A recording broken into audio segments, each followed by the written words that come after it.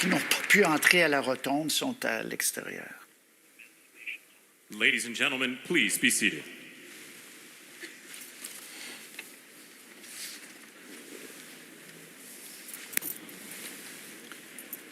C'est un retour qui est objectivement extraordinaire en politique. Un président battu, c'est un président historiquement fini. Le simple fait qu'il soit revenu comme candidat, qu'il ait remporté pour une troisième fois consécutive l'investiture du parti et qu'il soit assermenté aujourd'hui. Battu et discrédité à cause du 6 janvier. Alors, et condamné. Je veux dire, devant, au niveau criminel et tout. Donc, quand même. Please welcome the chairwoman of the Joint Congressional Committee on Bien peu Inaugural de gens auraient Ceremonies, parié the sur son Honorable Amy retour il y a Klobuchar. 3 ans, ou il y a même 2 ans. C'est du jamais vu dans une démocratie. Good morning, everyone. Welcome to the 60th. Bonjour, bienvenue à la 60e investiture présidentielle.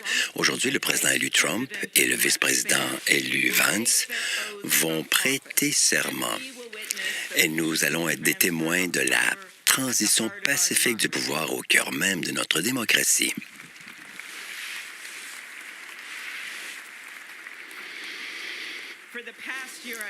Depuis un an, j'ai été la présidente du comité d'inauguration qui inclut les leaders du Congrès des deux partis.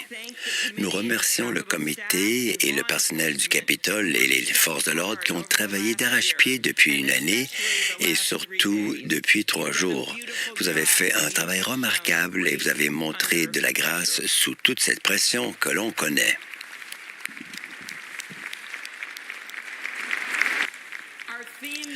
Notre thématique cette année, c'est notre démocratie durable. La présence d'un grand nombre de présidents et de vice-présidents aujourd'hui est un témoignage de cette démocratie. Nous accueillons le président Biden et son épouse, la vice-présidente Harris et Doug Emhoff, le président Obama, le président Clinton et le secrétaire Clinton, le président Bush et Laura Bush, le vice-président Pence, le vice-président Quayle et Marilyn Quayle. Les juges de la Cour suprême sont parmi nous, les 9, je les ai comptés, et bien sûr, les familles Trump et Vance. La cérémonie d'aujourd'hui marque ce qui sera bientôt 250 ans de notre démocratie. C'est le moment quand les leaders élus par la population promettent d'être fidèles à la Constitution, de chérir et la défendre. C'est un moment quand ils deviennent, comme nous devrions tous être, les gardiens du pays. Que ce soit en temps de guerre ou de paix, en temps de difficulté et de prospérité, nous organisons cette investiture à tous les 4 ans. Et aujourd'hui, c'est le jour de Martin Luther King.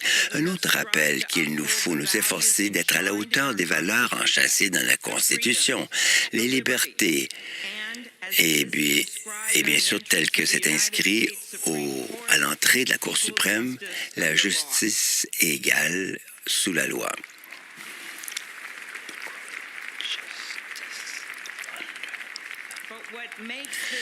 Mais ce qui fait de ce moment un peu plus qu'une cérémonie passagère, c'est tous ceux qui nous regardent au pays, la population américaine, les gens ordinaires, qui font des choses extraordinaires. Le président Kennedy, qui à un moment a été sénateur dans cet édifice et qui se promenait dans cette rotonde, a déjà dit, dans une démocratie, chaque citoyen, chaque citoyenne, quel que soit leur intérêt dans la politique, est un élu. Chacun d'entre nous est en position de responsabilité citoyenne. Avec cette responsabilité de la citoyenneté vient une obligation, non pas de chercher les effets malicieux, comme on l'a déjà dit, mais de voir les autres avec une générosité de l'âme, malgré nos différences. Avec cette responsabilité de leadership vient une obligation d'être prêt à se défendre quand il le faut et de trouver des terrains d'entente quand c'est possible. Avec tout ce qui tourne autour de nous, ces divisions, ces clivages, il est quelque chose de très important de nous rappeler, et un chanteur qui est né dans mon État, de s'assurer que notre démocratie est un refuge de la tempête. Il y a une raison pour laquelle cette cérémonie a lieu au Capitole. Dans d'autres pays, c'est peut-être dans un palais présidentiel ou dans un édifice doré, mais ici, c'est au Capitole, c'est la maison du peuple. C'est un rappel tout à fait juste des freins et des contrepoids qui représentent la fondation de notre système de gouvernement.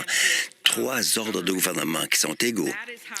Voilà comment, pour tout près de 250 ans, notre expérience historique fondée sur la règle de droit a pu perdurer. Par conséquent, à mesure que nous procédons à l'investiture d'un nouveau président, d'un nouveau vice-président, rappelons-nous que le pouvoir de ceux qui sont ici dans la pièce vient de la population, de l'électorat. Les travailleurs de la construction construisent notre pays. Les enseignants, les médecins, les troupes, et oui, bien sûr, les pompiers à Los Angeles qui sont en péril à tous les jours pour nous.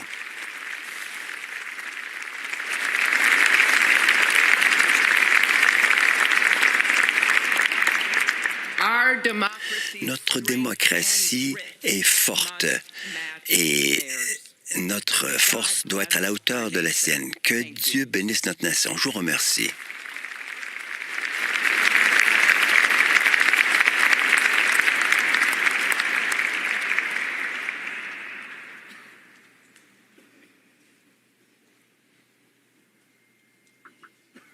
On se rapproche du moment fatidique, mesdames et messieurs, où il y aura, je vous le rappelle, premier serment du vice-président et ensuite, M. Trump va prêter serment sur la Bible d'Abraham Lincoln. An institution and a nation. Our founders wrote the Constitution so that America could withstand all the twists and turns of time. They wrote it to guide us and to preserve forever. Donc, pour préserver à tout jamais notre mode de vie avec la liberté et la poursuite du bonheur qui nous définissent.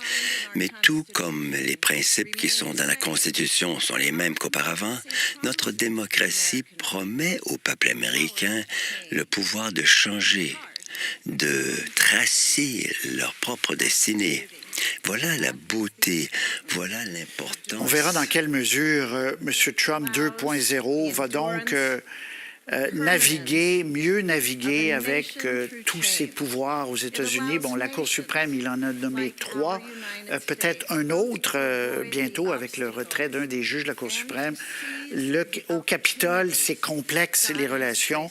Alors, il ne voudra pas mettre le feu là-dedans dès le début, Raphaël. Exact. Un mot, une fois que ça s'est dit, très rapidement, il reste exactement 8 minutes 15 secondes à la présidence Biden.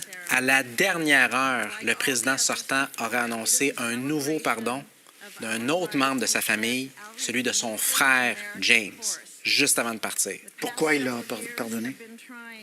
Disons que la réponse officielle est la réponse officieuse. La réponse Comment officieuse, fonctionnent c'est que les le guerres frère modernes? Biden est soupçonné, surtout par les critiques politiques. Premièrement, Joe déstabiliser. Biden, depuis des années, L'attaquant suscite des foyers de troubles dans le pays visé. Au final, il pardonne son frère. Comme alors son Déstabilise fils, le comme pays son qu'il a fils. comme cible, Donc, c'est une au point présidence qu'il y ait une qui guerre finit civile. pas particulièrement de façon... On le voit, Deuxièmement, M. Biden, comment le fait-il? qui est en Tout d'abord, affection, il prend contact enfin, avec les groupements des mécontents et Michel, avec ceux qui sont prêts pour la violence. il a Les aujourd'hui, rebelles, là, il les a terroristes donné 3 rémunérés pardons de dans le plus. pays visé. Donc ça, Pour lui, cela ne on parle joue de respect aucun rôle depuis si ces tout à l'heure, rebelles tout ça. prêts à la Il y a violence quand même quelque se chose composent de fans de particulier football, dans ce texte. de fanatiques religieux, d'extrême gauche, d'extrême droite ou autres. Dans la crise de la COVID, Ils doivent seulement être violents, de sang-froid et loyaux. L'attaquant présente à chacun de ces groupes un avenir meilleur avec le droit d'intervention et beaucoup d'avantages. Ainsi, chaque personne motivée combat, peu importe par quel biais, pour imposer ses objectifs individuels.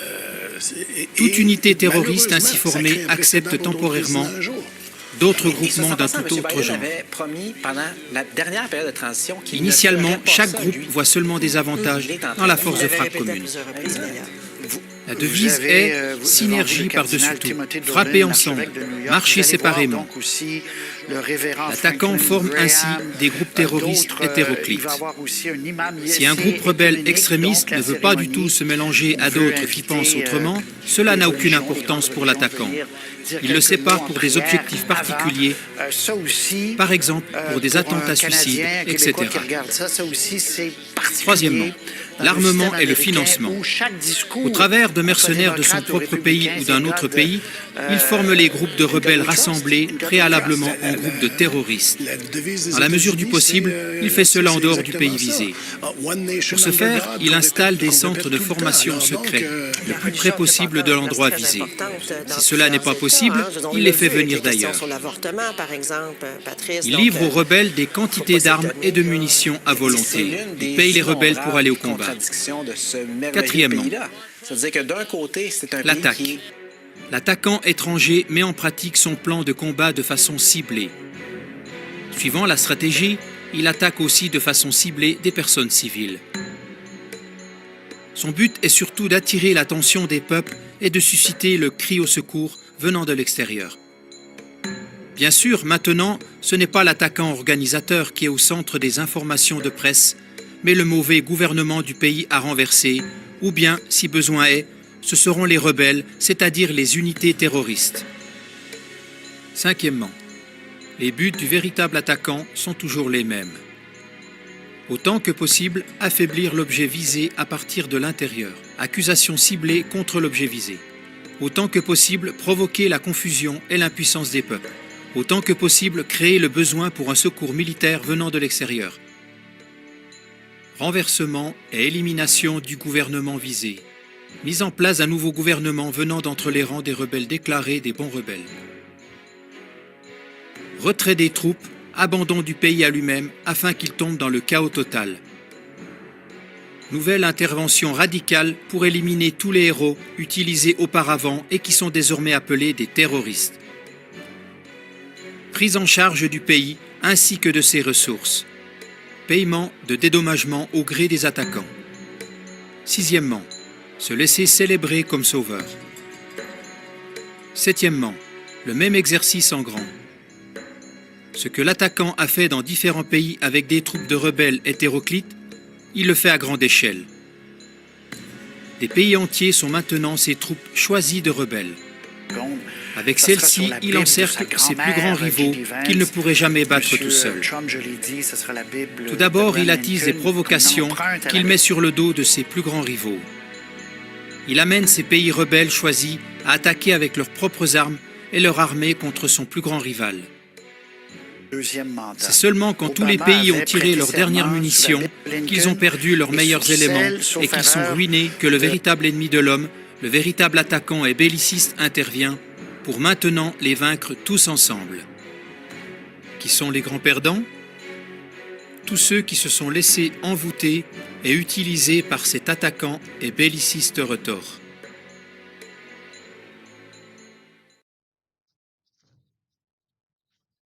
C'est une journée très importante et très célébrée aux États-Unis, hein, Patrice, dans plusieurs États.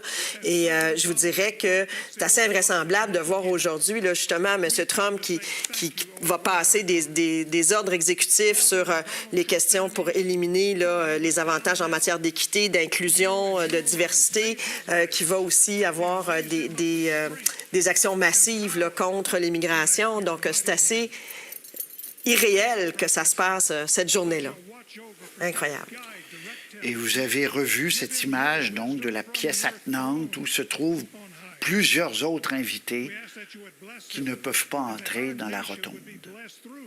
Et ensuite, parce qu'il y a une parade, il y a eu la procession, ça c'est quand les deux, le président en exercice et le futur président arrivent ensemble. La procession, il y a la parade ensuite, après les discours. Et là, la parade, ça ne sera pas sur Pennsylvania Avenue, puisqu'on ne ferait plus rien dehors.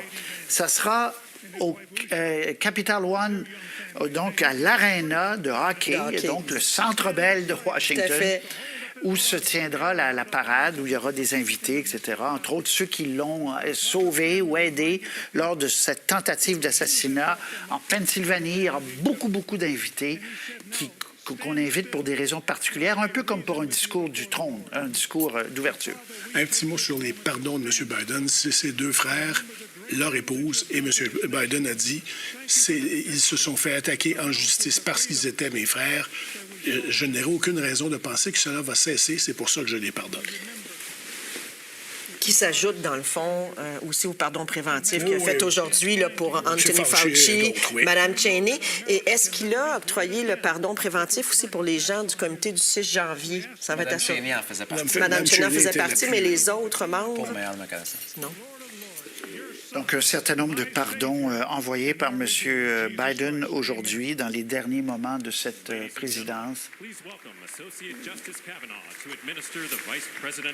Brett Kavanaugh, juge à la Cour suprême, qui va donc procéder à l'assermentation du vice-président. Et ça, c'est son enfant, c'est son dernier.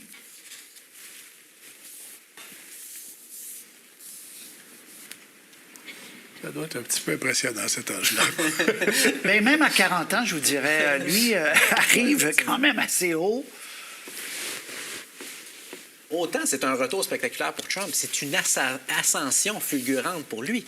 Non élu il y a 3 ans, sénateur depuis à peine 2, maintenant, dans la prochaine minute et demie, vice-président des États-Unis. Et ça, c'est en passant. Il est 11h, je fais ça très rapidement, 11h59, à midi, peu importe ce qui se passe dans cette pièce-là, Trump légalement James David Vance, do solemnly swear. I, James David Vance, do solemnly swear. That I will support and defend the Constitution of the United States. That I will support and defend the Constitution of the United States.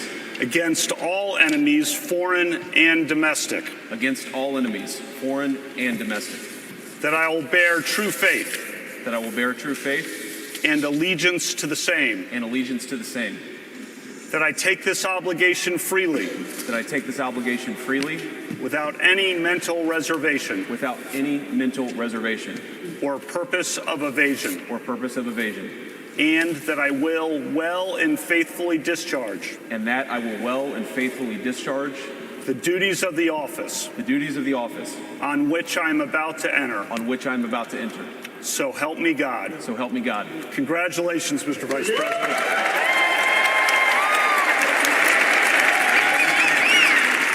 Alors, ça y est, Brett Kavanaugh, juge à la Cour suprême, qui a été d'ailleurs nommé par Trump en 2018, qui a procédé à l'assermentation de James David Vance, J.D. Vance. Poignée de main. On ne lit pas encore tout à fait bien sur les lèvres, mais we did it, bravo, good job. Chief Justice Roberts to administer the presidential oath of office. Et c'est le juge en chef de la Cour suprême, John Roberts, qui va donc piloter l'assermentation de M. Trump. Je le rappelle, il y aura la Bible de Lincoln et de sa grand-mère également. On écoute. Please raise your right hand and repeat after me. I, Donald John Trump, do solemnly swear. I, Donald John Trump, do solemnly swear. That I will faithfully execute. That I will faithfully execute. The office of President of the United States. The office of President of the United States. And will, to the best of my ability. And will, to the best of my ability. Preserve, protect, and defend. Preserve, protect, and defend. The Constitution of the United States. The Constitution of the United States. So help me God. So help me God. Congratulations, Mr. President. Donald Trump, depuis 2 minutes maintenant, est président des États-Unis avec tous les pouvoirs qui viennent avec, les coups de canon qui soulignent son retour à la Maison-Blanche. On a abondamment et avec raison souligné le fait que c'est le plus grand retour politique de l'histoire moderne. Il était à peu près mort politiquement. Il était accusé de toutes parts, reconnu coupable criminellement dans une cour à New York et il a, contre toute attente, su comprendre les frustrations, les peurs, l'anxiété de beaucoup d'Américains, ce qui fait qu'il est maintenant au pouvoir. On a beaucoup parlé aussi de cette rapidité, du train d'enfer qu'il veut dicter à l'administration américaine pour les premiers jours. Aujourd'hui, mesdames et messieurs, on le verra signer une centaine de décrets, beaucoup autour de l'immigration, certains très symboliques. Ils en avaient parlé pour montrer aux électeurs qui ont voté pour lui qu'il va faire ce qu'il avait promis de faire, entre autres, d'interdire aux trans d'aller à des jeux pour femmes, des jeux sportifs. Donc, il veut imprimer sa nouvelle façon de faire, sa nouvelle philosophie politique. Et ça va venir dès cet après-midi. Avant ça, discours inaugural qui est prévu dans les prochaines minutes. Je remarque également d'un point de vue historique, très souvent dans les cérémonies d'assermentation présidentielle et vice-présidentielle, il y a une pause entre les deux assermentations, soit une chanson, une prière. Là, on a procédé de façon consécutive, une après l'autre, et on attend M. Trump et son discours, encore une fois, d'investiture dans les prochains instants. Son premier discours avait duré 17 minutes. On nous dit qu'il a davantage de choses à dire. Donc, vous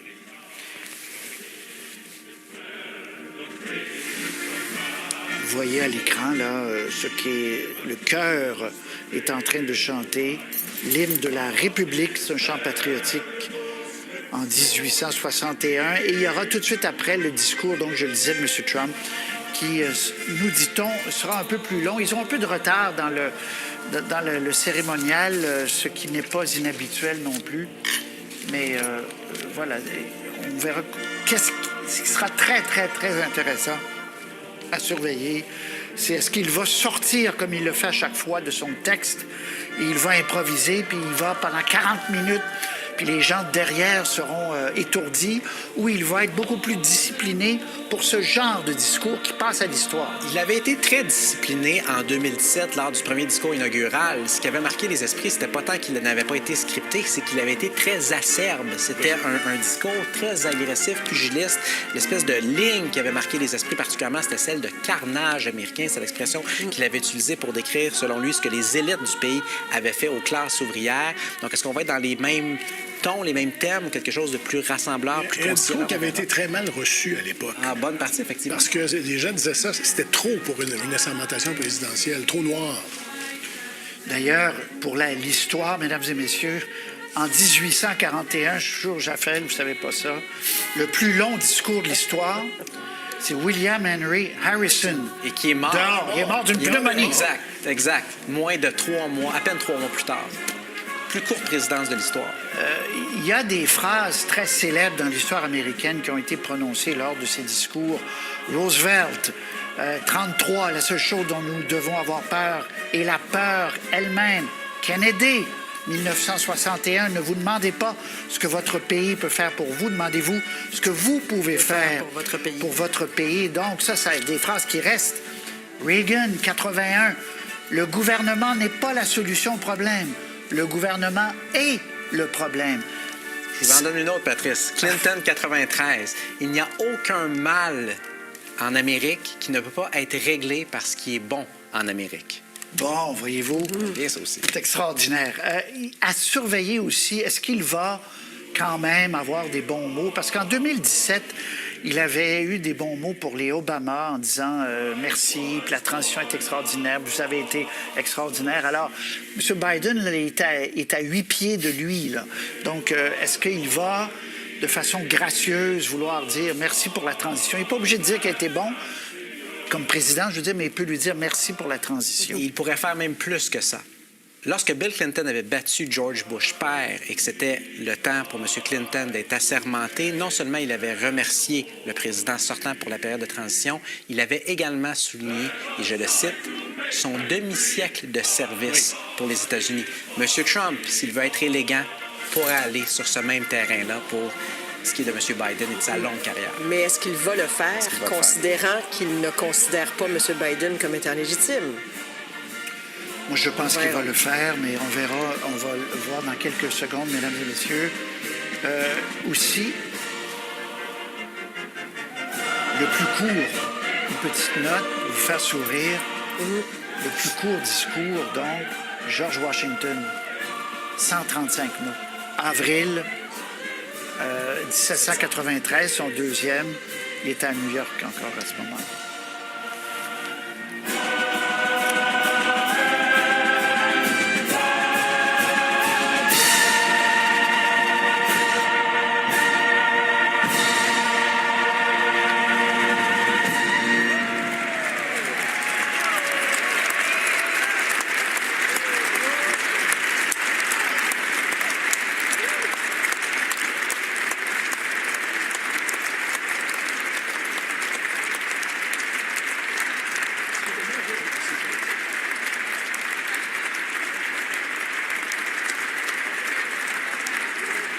Ce qui est dommage, c'est qu'on ne peut plus entrer dans la rotonde quand on va à Washington. On doit rentrer par une porte de côté. Là, on fait un petit tour dans la rotonde et on s'en va.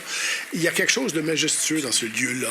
Absolument. Et c'est pas pour rien qu'on choisit ça qu'on a choisi longtemps ça pour les présidents. Maintenant, on le fait dehors, bien sûr, mais d'habitude.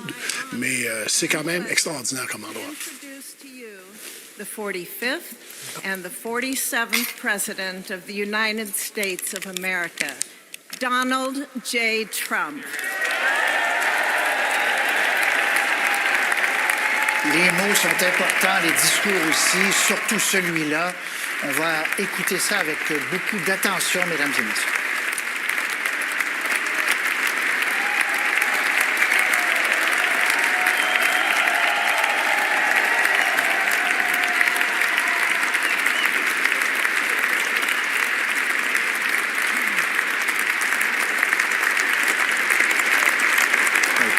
Thank you very much, everybody. Merci beaucoup. Merci. Thank you very, very much. Vice President Vance. Vice-président Vance, Speaker Johnson. Senator président de la Newman, Chambre Johnson, Chief Justice Roberts. juge en chef Roberts, Justices of the juge United States Supreme Court. de la Cour suprême, President Clinton. le président Clinton, président Bush, President Obama. président Obama, President Biden. président Biden, Vice President Harris. vice-présidente Harris And my fellow senators. et mes chers compatriotes. The golden age of America begins L'âge right d'or now. de l'Amérique commence aujourd'hui.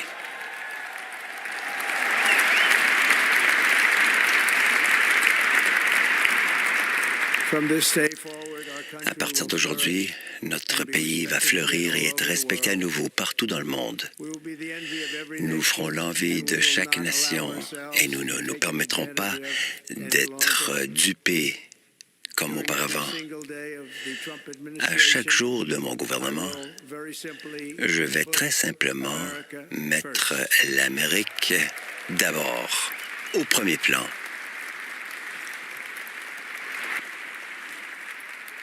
Our sovereignty Notre souveraineté sera reprise, retrouvée, notre sécurité sera rétablie, of justice, les rebalance balances de la justice retrouveront and unfair weaponization le of the juste Justice milieu. Department and our government. Nous allons mettre fin à l'instrumentalisation du ministère de la Justice.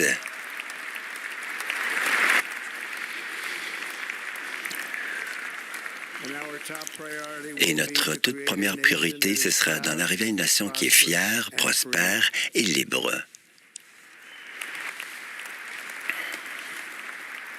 America will soon be L'Amérique greater, va bientôt être plus grande, plus forte et beaucoup plus exceptionnelle qu'auparavant. I return to the presidency. Je reviens à la présidence dans la confiance et l'optimisme que nous sommes au début d'une nouvelle ère emballante de succès. Il y a une marée de changements. Il y a vraiment ce nouveau soleil qui pointe. Et nous avons l'occasion de saisir cette occasion, comme jamais auparavant. Mais il faut avant tout être honnête face aux défis qu'il faut relever. Ils sont nombreux, mais ils seront éliminés par cet élan. Nous avons le vent dans les voiles en Amérique. En nous rassemblant aujourd'hui, nous avons une crise de confiance. Depuis des années, un établissement corrompu et gauchisant a extrait la richesse de nos concitoyens, tandis que les piliers de notre civilisation s'effritaient. Nous avons maintenant un gouvernement qui ne peut même pas gérer une petite crise ici, tout pendant qu'ils sont pris dans des événements catastrophiques à l'étranger. Cela ne protège pas notre citoyenneté qui respecte les lois, mais offre du refuge et des sanctuaires pour des criminels dangereux, beaucoup qui sortent d'asile et de prison à l'étranger, qui ont pu entrer ici de façon illégale un peu partout au monde. Nous avons un gouvernement qui a financé sans limite la défense des frontières étrangères au loin, mais qui ne défend pas nos propres frontières. Sans parler de nos propres citoyens, on ne peut plus offrir des services de base quand il y a des urgences, comme nous l'avons vu tout récemment par le peuple très positif de la Caroline du Nord qui ont été si maltraités. et d'autres États qui souffrent encore d'un ouragan qui est passé il y a plusieurs bons mois, ou encore plus récemment Los Angeles, où nous voyons des feux qui sont encore en activité, tragiquement. Et il y a quelques semaines, sans aucune défense, ils sont en train de détruire des collectivités, des maisons, affectant même parmi les individus les plus riches et les plus puissants, dont certains sont ici parmi nous aujourd'hui. Ils n'ont plus de maison. C'est intéressant. Cela est inacceptable. On se sent impuissant, mais cela va changer. Le système de santé n'est pas à la hauteur et on dépense plus sur la santé que tout pays au monde. Et pourtant, nous avons un système d'éducation qui enseigne aux enfants d'avoir honte d'eux-mêmes et bien souvent de détester notre pays malgré l'amour que nous tentons désespérément de leur transmettre. Tout cela va changer à partir d'aujourd'hui et cela va changer très rapidement.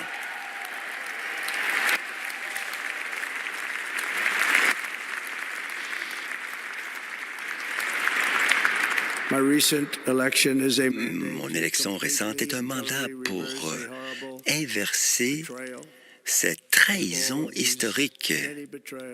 Tous ces moments de trahison et de redonner la foi, la richesse, la démocratie et en fait la liberté au peuple américain. À partir d'aujourd'hui, l'Amérique dit que son déclin est terminé. C'est fini, ce déclin américain.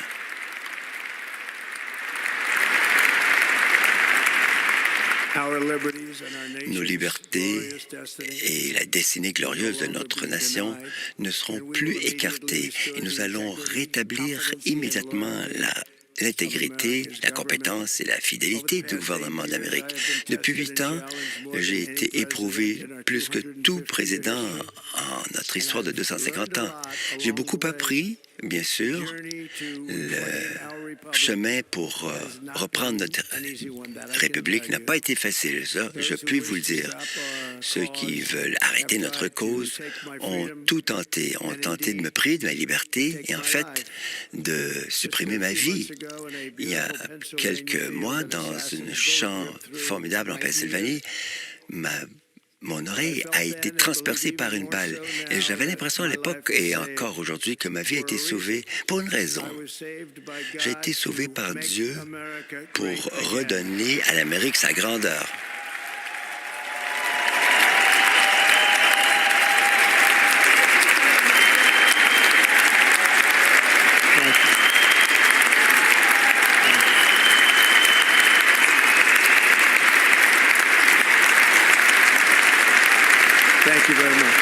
Merci. Merci beaucoup.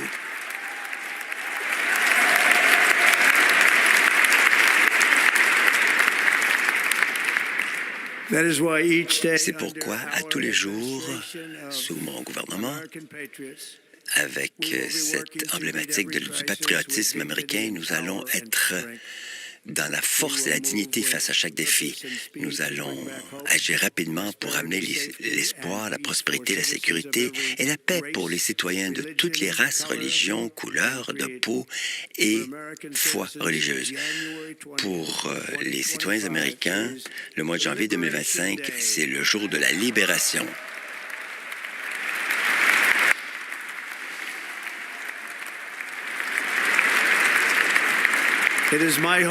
C'est mon espoir que notre élection récente entrera dans les pages de l'histoire comme étant une des élections les plus importantes de l'histoire du pays.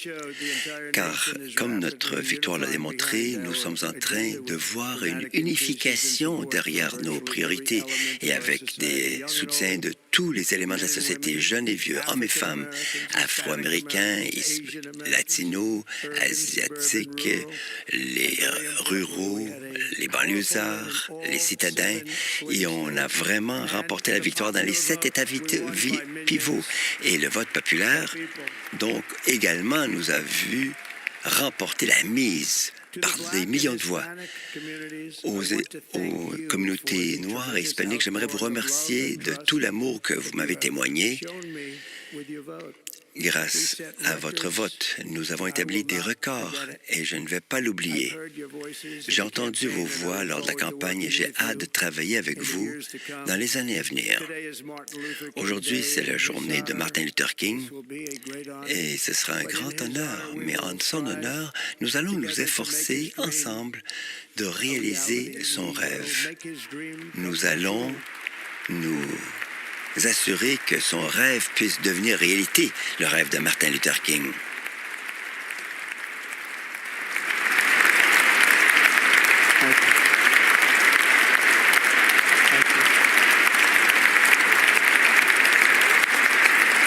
National unity. L'unité nationale est maintenant un phénomène qui revient chez nous et la confiance et la fierté explosent comme jamais auparavant. Et tout ce que nous faisons, mon gouvernement sera inspiré par la poursuite de l'excellence et du succès. Nous n'allons pas oublier notre pays, nous n'allons pas oublier notre Constitution et nous n'allons pas oublier notre Dieu. Ça, non, c'est impossible.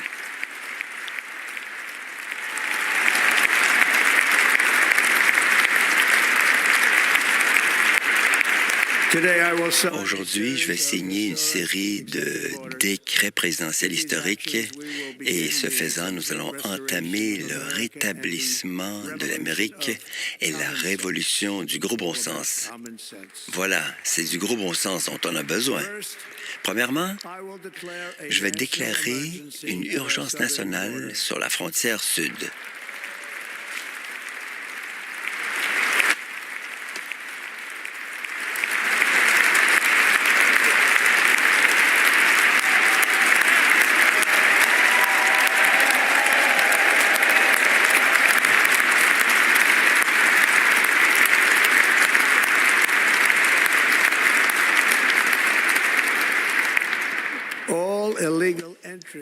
Toutes les entrées illégales seront arrêtées sur le champ et nous allons entamer le processus de retourner des millions de ces sans-papiers criminels vers les pays d'origine. Nous allons rétablir cette politique de les laisser au Mexique. Je vais mettre fin à la pratique de cette arrestation et libération, une politique que l'on connaît, et je vais envoyer des troupes à la frontière sud pour repousser cette invasion catastrophique de notre pays. En vertu des décrets présidentiels que je vais signer aujourd'hui, nous allons également désigner les cartels comme étant des organisations étrangères terroristes.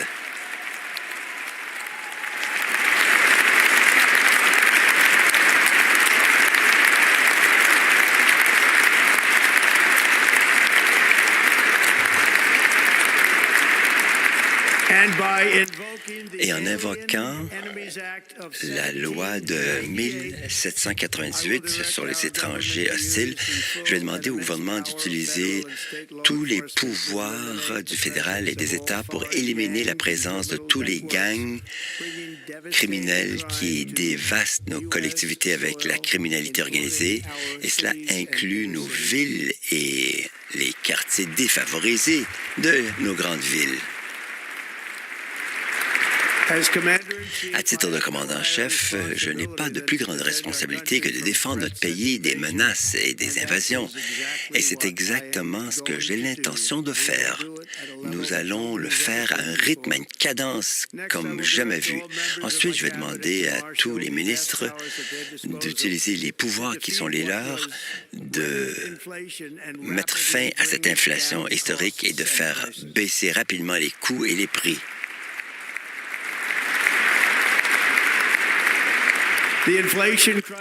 La crise de l'inflation a été causée par des dépenses exagérées et des prix de l'énergie qui ont monté en flèche. Et c'est pourquoi aujourd'hui, je vais également déclarer une urgence nationale énergétique. Nous allons forer et encore forer.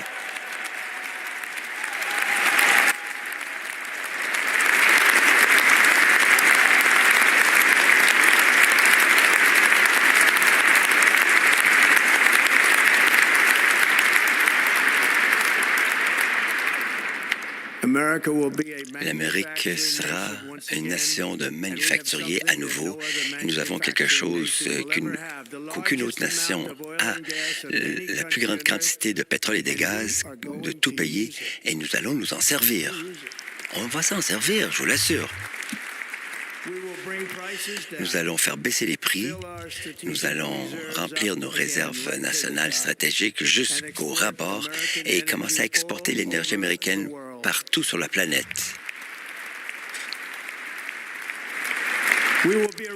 Nous allons être une nation prospère à nouveau et c'est cet or liquide sous nos pieds qui va nous aider à atteindre cet objectif. Avec les gestes que je vais poser, nous allons mettre fin à l'économie verte et nous allons éliminer le mandat des véhicules électriques et ainsi, je vais garder ma promesse aux travailleurs de l'automobile, cette promesse sacrée.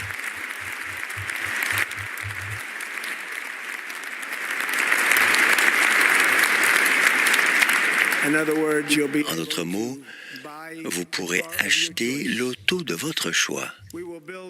Nous allons construire des autos en Amérique à une cadence inespérée il y a quelques années à peine.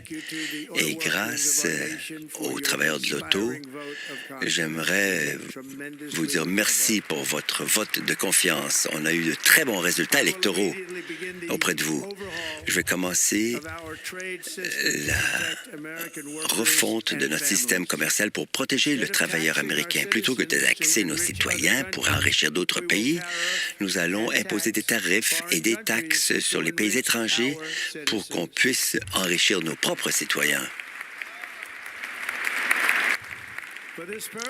À cette fin, nous sommes en train d'établir le External Revenue Service, ou un régime de revenus extérieurs, pour qu'on puisse justement accumuler tout cet argent qui va se retrouver dans notre trésor public avec des sources étrangères. Le rêve américain va bientôt fleurir à nouveau, comme jamais auparavant. Pour établir la compétence et l'efficacité à notre gouvernement fédéral, mon gouvernement va établir un nouveau ministère, celui de l'efficience gouvernementale.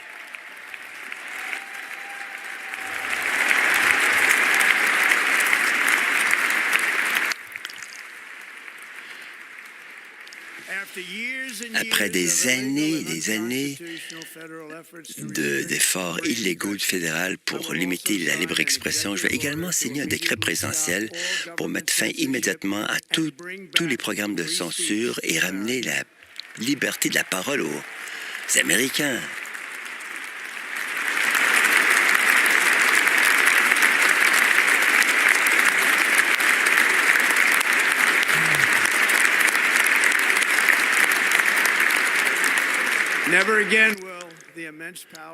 Le pouvoir immense de l'État ne sera plus jamais instrumentalisé pour s'en prendre aux adversaires politiques. Et j'en sais quelque chose. Nous n'allons pas permettre à cela. Cela ne va plus jamais se reproduire. Sous ma présidence, nous allons rétablir des juges équitables en vertu de notre adhésion à la primauté du droit. Et nous allons justement ramener la loi et l'ordre dans nos villes. Cette semaine, je vais également mettre fin à la politique gouvernementale de tenter de faire la manipulation sociétale fondée sur la race, sur le genre et qui envahit tous les aspects de notre vie privée. Nous allons forger une société qui est daltonienne et fondée sur le mérite. À partir d'aujourd'hui, nous allons avoir une politique officielle qu'il n'y a que deux sexes, les hommes et les femmes.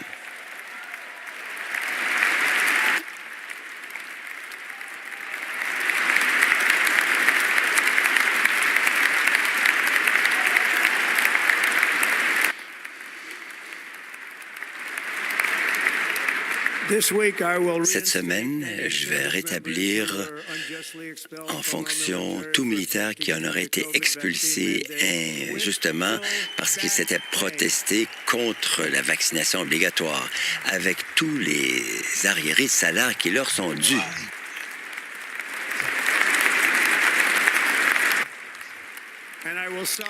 Et je vais signer un décret présidentiel pour que nos combattants ne soient plus exposés à des expériences sociologiques pendant qu'ils sont sous les drapeaux. Cela, on l'arrête sur le champ. Nos forces armées seront libres pour se concentrer sur leur seule mission, donc de vaincre des ennemis de l'Amérique.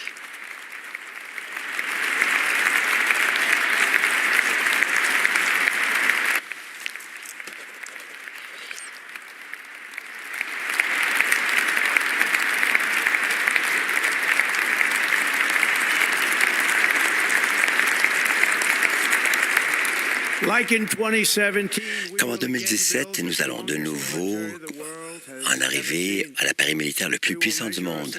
Nous allons mesurer notre succès non seulement par les batailles gagnées, mais aussi par les guerres que nous terminons et surtout les guerres que nous évitons.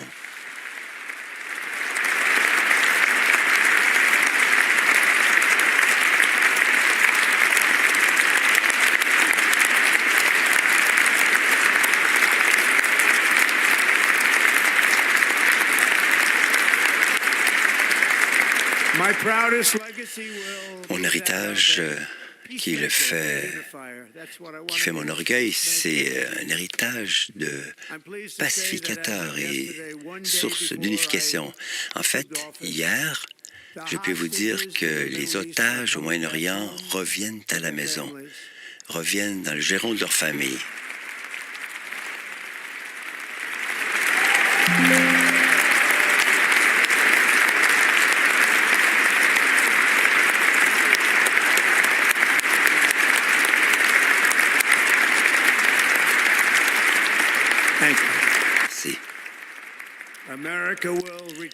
L'Amérique va reprendre sa place comme la nation la plus puissante, la plus respectée sur la planète, à inspirer l'admiration de toute la planète. Sous peu, nous allons changer le nom du golfe de Mexique et ce sera le golfe de l'Amérique. Et nous allons rétablir le nom d'un grand président, William McKinley. Et ce sera la montagne McKinley. Et c'est là qu'on devrait rétablir le nom de cette montagne parce que c'est ce que c'était avant. C'est la bonne chose à faire. Le président McKinley a enrichi de beaucoup notre pays grâce aux tarifs et le talent. C'est un homme d'affaires né. Il a donné à Teddy Roosevelt l'argent pour beaucoup de choses qui ont été construites.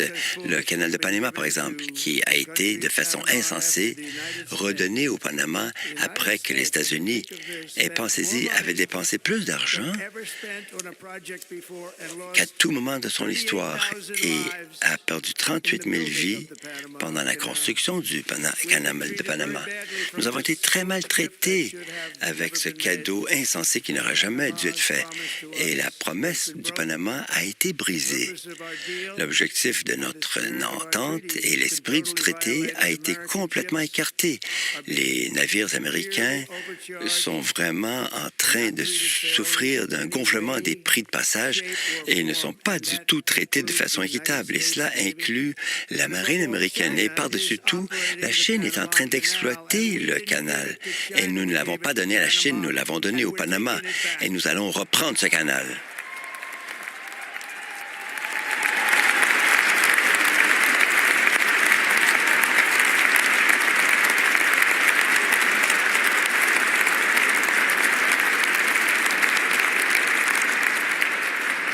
Par-dessus tout, mon message aux Américains aujourd'hui, c'est qu'il est grand temps que nous puissions agir avec courage, la vigueur et la vitalité d'une des plus grandes civilisations de la planète.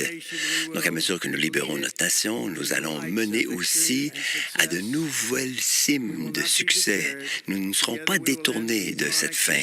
Nous allons mettre fin à l'épidémie des maladies chroniques et garder nos enfants en santé, libres de la peur de la maladie. Nous allons de nouveau nous percevoir comme une nation croissante, une nation qui augmente sa prospérité, son territoire, fait monter les attentes et porte notre drapeau vers de nouveaux horizons radieux. Et nous allons certainement suivre